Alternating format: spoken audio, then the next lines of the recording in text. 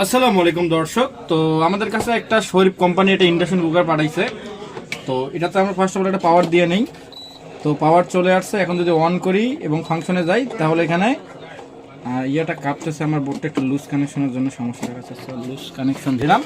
তো on function এখন 1200 watt show করছে। এখন যদি আমরা একটা পাতিলের উপরে বসাই তো দেখেন ইটু দেখাচ্ছে। ইটু দেখালে কি আমাদের পাতিলটা কোনো রকম কাজ করবে না। এই সমস্যার সমাধান কিভাবে করবো সেটা আজকে এই ভিডিওতে দেখাবো। তার কথা বলবো না, চলুন আমাদের ভিডিওটা শুরু করা যাক।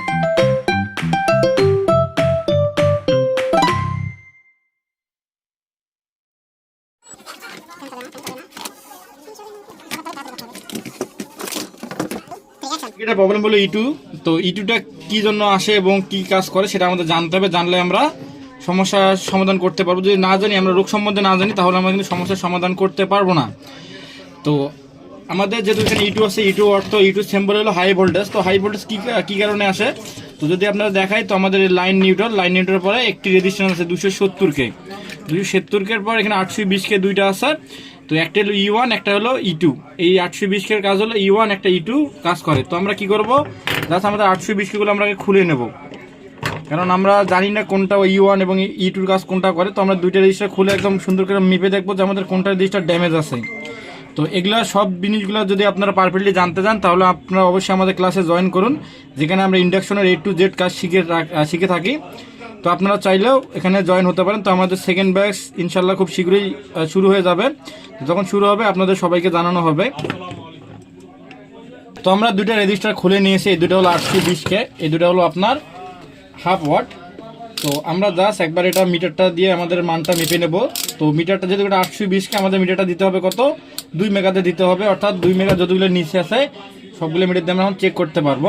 তো প্রথমে এখানে একটা ধরলাম আর একটা এখানে ধরলাম। তো আমাদের কত দেখাচ্ছে 818, তার মানে এটা আমাদের ওকে। তো আরেকটা আছে আমাদের কি, এই রেজিস্টারটা যদি আমরা এখানে ধরি তো এটা দেখাচ্ছে আমাদের 224, তার মানে আমাদের এটাও একদম ওকে। তো আমাদের এখানে বাকি কি আছে, আমাদের যে 270 যে রেজিস্টারটা আছে, অর্থাৎ আমাদের যে সাইকেল যে ভোল্টেজ দেয় যে রেজিস্টারটা কাজ করে, আমাদের 820K ভোল্টেজ দেয় যে রেজিস্টার কাজ করে, সেটা আমরা এখন একটু চেক করে দেখব। তেমন হতে পারে আমাদের 270Kটা নষ্ট, বাকি দুটো আমাদের ঠিক আছে। তো আমরা 270Kটাকে খুলে নিলাম, নেওয়ার পরে এখন জাস্ট এটা একবার মেপে দেখব।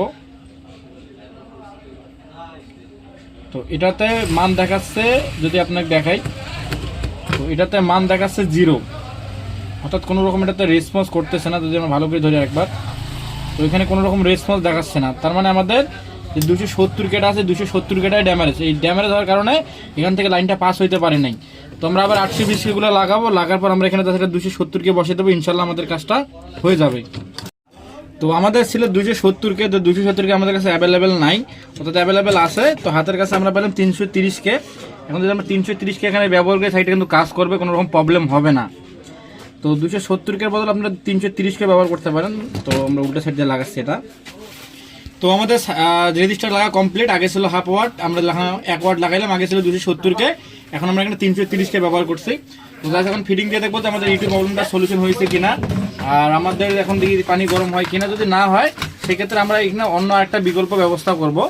তো আগে আমরা সেটা ফিটিং করে নিই। তো আমাদের ফিটিং করা একদম কমপ্লিট। এখন জাস্ট লাইনে দেবো। আমরা কিন্তু পুরোপুরিভাবে নাটটা লাগাই নাই, আমরা লাইনে দিলাম, অন ফাংশন। এখন 1200 ওয়াট শো করতেছে। এখন যদি আমরা পাতিল দেই, এখন আমাদের পাতিলটা ক্যাশ করতেছে। যদি সিরিজ বাজেতে আপনার দেখাই, তো আমাদের পাতিলটা ক্যাশ করতেছে, তার মানে আমাদের ওকে। এখন যদি ডাইরেক্ট লাইনে দেই, তো ডাইরেক্ট লাইনে দিলাম,